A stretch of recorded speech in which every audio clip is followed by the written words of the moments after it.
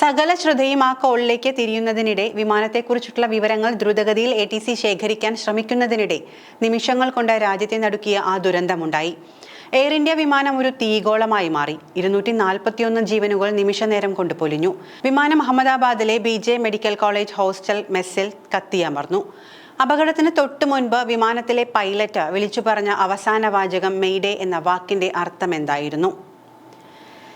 ജീവൻ വരെ നഷ്ടമായേക്കാവുന്ന ഏറ്റവും അടിയന്തരമായ ഘട്ടത്തിൽ പൈലറ്റ് ATCക്ക് നൽകുന്ന അപായ സൂചനയാണ് മെയ്ഡേ കോൾ. എന്നെ സഹായിക്കൂ എന്നർത്ഥം വരുന്ന ഫ്രഞ്ച് ഫ്രേസായ മെയ്ഡ് എന്നതിൽ നിന്നാണ് ഇതിന്റെ ഉത്ഭവം. വിമാനത്തിലോ കപ്പലിലോ തീപിടുത്തം, വാഹനത്തിന്റെ നിയന്ത്രണം നഷ്ടമാകൽ, എഞ്ചിൻ തകരാർ മുതലായ ഗുരുതര അവസ്ഥകളെ സൂചിപ്പിക്കാനാണ് മെയ്ഡേ മെയ്ഡേ മെയ്ഡേ എന്ന് 3 പ്രാവശ്യം പറയുന്നത്. ചില അപൂർവമായ സന്ദർഭങ്ങളിൽ തൊട്ടടുത്തുള്ള മറ്റൊരു വിമാനത്തിന്റെയോ ഷിപ്പിന്റെയോ സിഗ്നൽ നഷ്ടമായത് സൂചിപ്പിക്കാനും മെയ്ഡേ കോൾ ഉപയോഗിക്കാറുണ്ട്. ഒരു പൈലറ്റ് മെയ്ഡേ മെയ്ഡേ മെയ്ഡേ എന്ന് പറയുമ്പോൾ അവർ ജീവന ഭീഷണിയായ ഒരു അടിയന്തരാവസ്ഥ അവിടെ പ്രഖ്യാപിക്കുകയാണ്. അടിയന്തര സഹായം ആവശ്യമാണ്. അത്യാവശ്യമല്ലാത്ത മറ്റെല്ലാ റേഡിയോ ട്രാഫിക്കും നിർത്തണം. എയർ ട്രാഫിക് കൺട്രോൾ ആ കോളിന് മുൻഗണന നൽകണമെന്നാണ് അതിന്റെ അർത്ഥം. ലണ്ടനിലെ ക്രോയിഡൺ വിമാനത്താവളത്തിലെ റേഡിയോ ഓഫീസറായ ഫെഡറിക് സ്റ്റാൻലി മോക്ഫോർഡാണ് ഈ പദം ആദ്യമായി ഉപയോഗിക്കുന്നത്. ഇത് 1923 അവതരിപ്പിക്കുകയും 27 അന്താരാഷ്ട്ര തലത്തിൽ അംഗീകരിക്കപ്പെടുകയും ചെയ്തു.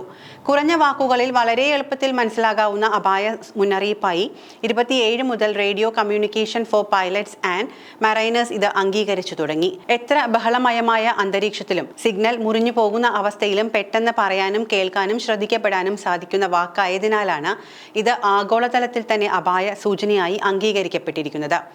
പൈലറ്റിൽ നിന്ന് മെയ്ഡേ കോൾ ലഭിച്ചാൽ ATC ആദ്യം ചെയ്യേണ്ടത് ആ കോളിന് അല്ലെങ്കിൽ ആ വിമാനത്തിന് മുൻഗണന നൽകുക എന്നതാണ്.